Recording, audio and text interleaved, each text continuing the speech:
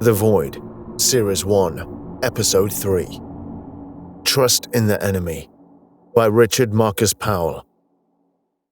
Chapter 4. The silent running bar was easy enough to find. It was a good location, too. Multiple avenues of exit, good line of sight from within, and the location wasn't too busy. Enough people that could get lost in, but not so many that you can't see anyone obvious approaching. He'd spent hours observing the bar. He didn't think Adcock would betray him to the authorities, but he would be stupid not to plan for the eventuality. Nobody was immune from corruption and treachery. Of course, he couldn't stay in one place all that time, as he would start to stand out after a while, so he had to change positions, walk around the nearby streets, and generally break up the surveillance to make himself look part of the scenery, rather than some sinister sentinel. It was when he was stalking around the area that he bumped into someone. Nothing unusual in that, but he could see the glimmer of recognition in the man's face. It was instinctual, and the individual buried it as soon as he could, but too slow for Skenn not to notice. Instantly, Skenn turned to follow him. This was bad. If he were militia or a Sapacq, then his identity and location would be exposed to the whole community, and he really would be hunted. The man looked over his shoulder nervously. He knew Skenn was following him. Still, he didn't use a communication device immediately. But then, if he had any sense, he knew Skenn would have no alternative but to kill him there and then. Neither of them wanted that. The man did not want to be shot in the back, and Skenn wanted to remain undetected. So where was the man heading? The most obvious answer would be the militia. This would be difficult, but it would represent his best option for surviving, hoping to reach safety before Skenn was forced to kill him. If the man was a Sapacq in any form, then he would most certainly be leading him into an ambush of some description, or at least a situation that favored him and not Skenn. This was the most likely scenario at this point, as militia personnel would have confronted him. The man was leading him away from other people, so this seemed to confirm his suspicion, but this suited Skenn too, as the more remote they were, the less likely it would be that someone would hear the gunfire. But this was why he selected the Ghent for his firearm here. It was common enough not to arouse suspicion, but it also had another valuable trait, an excellent suppressor that did eliminate a good amount of the noise. Still, it was not quite. No ballistic weapons were, despite what the media may suggest. They both found themselves on a side street when the man turned into what appeared to be a storage depot. This would be where the trap is sprung. That was certain. Skenn looked around for sniper positions. There were not many high points that could hide a sniper, and none of them had any telltale signs. There were no open windows either. This didn't eliminate the possibility, but it did reduce the likelihood. The storage depot had many corners and hiding places, and there would be at least one person hidden somewhere nearby. The man was about to turn a corner and exit his line of sight. Far enough, Skenn whispered to himself and drew the Ghent, shooting the man in the back. Low enough not to be instantly fatal, but still incapacitating. The report of the gun was loud, but suppressed just enough of the noise not to carry too far. It probably drew some attention, but one shot alone was not enough to raise an alarm. At the moment, it was just a sudden noise. The man's groaning was more of a concern, but Skenn stood still, allowing himself to swear and curse as he writhed in pain. He knew patience was a key virtue in any standoff. Wait for a moment. Wait for the other person's nerve to break. He was rewarded by the sight of someone's head appearing around a corner, trying to see where he was.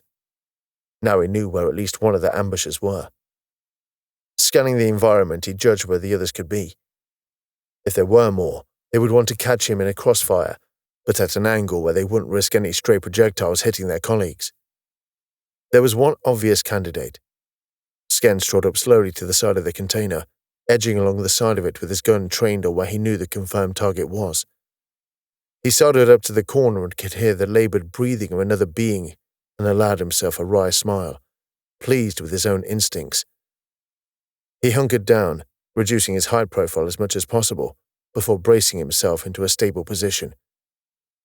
Flipping around the corner at waist height, Skenn fired upward at the surprised individual, hitting him twice.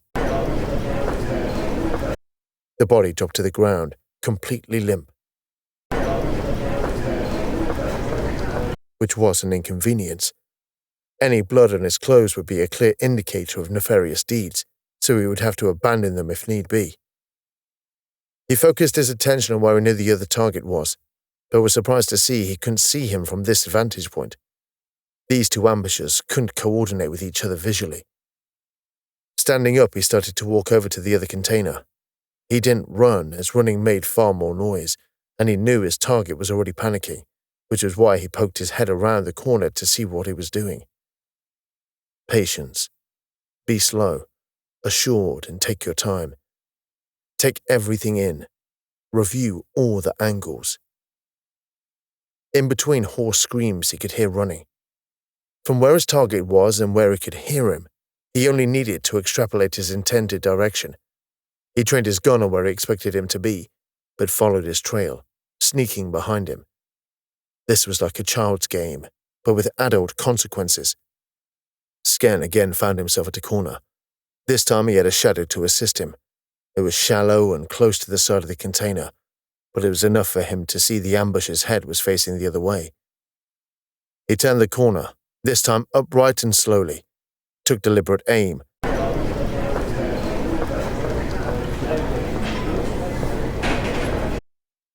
Confident that his assailants were defeated, Skenn emerged and headed toward the wounded man. He still kept an observant eye out for his surroundings, but his instincts were keeping quiet for now. He stood over the man now, whose screams had subsided to a low moan. He was face down on the ground. "I'm going to turn you over now. If you try anything, I'm going to shoot you in the head." Skenn pressed again to the man's temple to remind him of the weapon's proximity. He rolled him over, but stood behind the direction he was rolling him, as not to expose himself to any hidden weapons. Again, slowly but surely. "So, you're Sapacq, obviously. You work for Teel, or you independent?" Skenn sighed and stood. The man screeched in pain, a guttural sound that was more animal than human. "I guess it doesn't matter either way. How did you know I was here?" "Didn't. Cotton Teel just wanted to cover as many bases as possible. Sent us to a number of planets his advisors had deemed likely you'd go. From where you'd been last detected. We got lucky." "Yes, you did," Skenn observed. "How many?" "All of them," the man answered. "Have you any idea how much of an acquisition fee is on your head right now?" "The value means little to me. Any amount means my death." "Big enough that even Mira Kandor's taken an interest." "I'm flattered," Skenn dismissed. "I take it all three of you were registered with Dead Man's Handle." "What Sapacq isn't?" Dead Man's Handle was a service provided by the Teel Corporation that periodically contacted an implant in the individual that checked for vital signs. If the individual was wounded, the local paramedics were alerted, and if they died, the authorities were notified.